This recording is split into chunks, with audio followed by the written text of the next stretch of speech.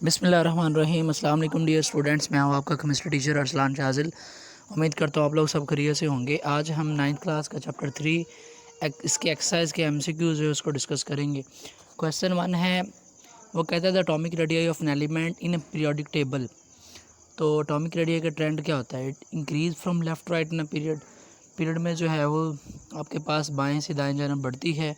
Increase from top to bottom in a group, top to bottom जो है group के अंदर बढ़ती है। या फिर do not change from left to right, कोई फ़र्क नहीं पड़ता पीरियड के अंदर। या फिर decrease from top to bottom, या टॉप टू बॉटम जो है वो आपके पास ये डिक्रीज़ होती है।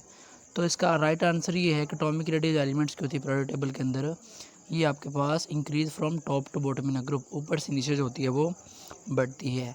MCQs number 2, the amount of energy given out when an electron is added in atom. वो कहते हैं जब किसी एटम के अंदर इलेक्ट्रॉन को ऐड किया जाता है तो जो एनर्जी निकलती है वो क्या कहलाती है? Lattice energy, ionization energy, electron activity या फिर इलेक्ट्रॉन अफिनिटी। तो इलेक्ट्रॉन अफिनिटी वो अमाउंट ऑफ एनर्जी होती है जब इलेक्ट्रॉन को ऐड किया जाता है किसी एटम के अंदर। MCQs number 3, Mendeleev periodic table was based upon electronic configuration, atomic mass, atomic number या कंप्लीशन ऑफ सबशेल। तो जो पीरियोडिक टेबल है मेंडलीव पीरियोडिक टेबल, ये एटॉमिक मास की बुनियाद पे होता है।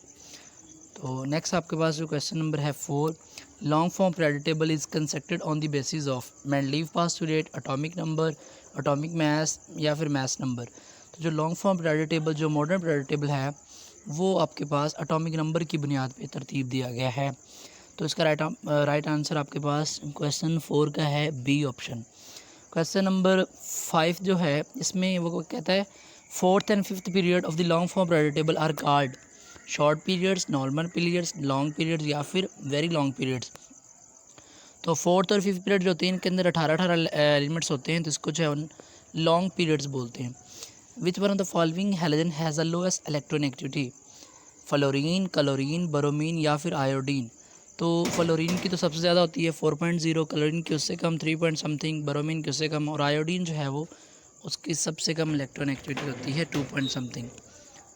इसके बाद क्वेश्चन नंबर 7 है, along the period which one of the following decrease. Period के आपके पास कौन सी चीज़ कम होती है? Atomic radius, ionization energy, electron affinity या फिर इलेक्ट्रोनेगेटिविटी। तो पीरियड के अंदर जो आपके पास है एटॉमिक रेडियस वो कम होता है, बाकी चीज़ें जो है वो सारी बढ़ती हैं। Question number 8, transition elements are all metals, all gases, all non metals या फिर ऑल मेटलॉइड्स। तो ट्रांजिशन एलिमेंट्स होते हैं ये ऑल मेटल्स होते हैं, तो इसका राइट ऑप्शन जो है वो बी। क्वेश्चन नंबर 9, वो कहते हैं mark the incorrect statement about the ionization energy. Ionization energy के मतलब इनकरेक्ट स्टेटमेंट बताएं। तो पहला ऑप्शन आपके पास है it is measured in kilo joule per mole, ठीक है। It is absorption of energy, ये भी ठीक है।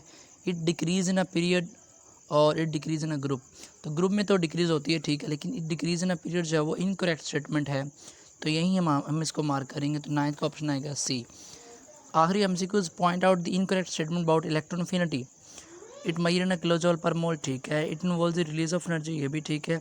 It decrease in a period, ये गलत है, तो ये आपके पास इसको हम मार्क करेंगे। तो 10वीं का आंसर जो है वो आपके पास सी आएगा।